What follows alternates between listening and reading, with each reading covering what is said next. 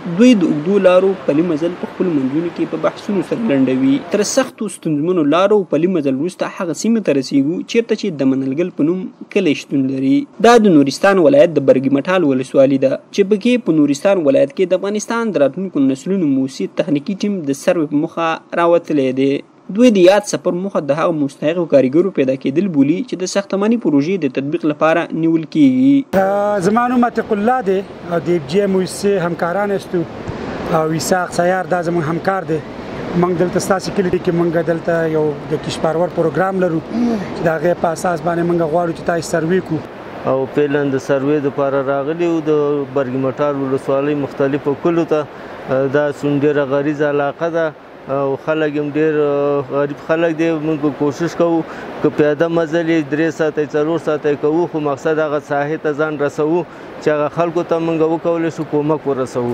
او دا یو نیم 2-3 ساعته مزل و دې لپاره راغلو چې موږ دلته هغه مستفیدین پیدا کړو. دغه کلی چې په دې سهم کې نیول شوی د کشپارور په پار دلته ډېر زیات مشکلات لري. زراعت په برخه کې چې هغه ځمکې چې دلته موجود دی هغه تخریب کېږي او ریزروار ته ضرورت دی. نو په دې خاطر موږ دې کلي ته رالو سروې دپاره صرف په دې خاطر چې دلته زموږ خپله بینیفیشري ده چې هلته سروې موږ شروع کړو او د پروژې د اصولو شرایطو سره برابر کسان دا موږ ځان سره صف کړو. یاده پروژه چې د نورستان ولایت په کامدیش او برګي مټال ولسوالیو کې تطبیقیږي چې پکې زرګونو کسانو ته د کار زمینه برابریږي. موږ لپاره ولسوالۍ 938 نفر بینیفیشري لرو چې دا هر یوه ته موږ اوس رسیدګي کوو کور په کور ګرځو د دې سروې کوو.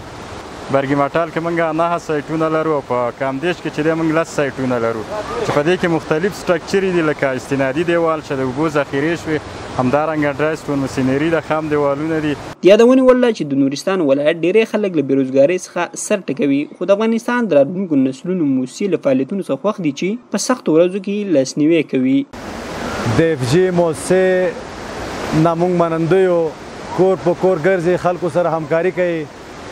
د په دې سخت شرایطو کې خلکو سره همکاري کوي. د دوی نه موږ منندویو راځي خلکو ته کار زمینه برابروي. د اف جی موسسې نه موږ ډېر مننه کوو چې په دې سخت شرایطو کې دغه کارمندان راځي دلته بیکار خلکو دپاره د کار زمینه برابروي او په کار په بدل کې پیسې درکوي او دلته چې راغله د زموږ منلګل کلي ته زموږ بیکاران او روزګار خلک د سروې کړل.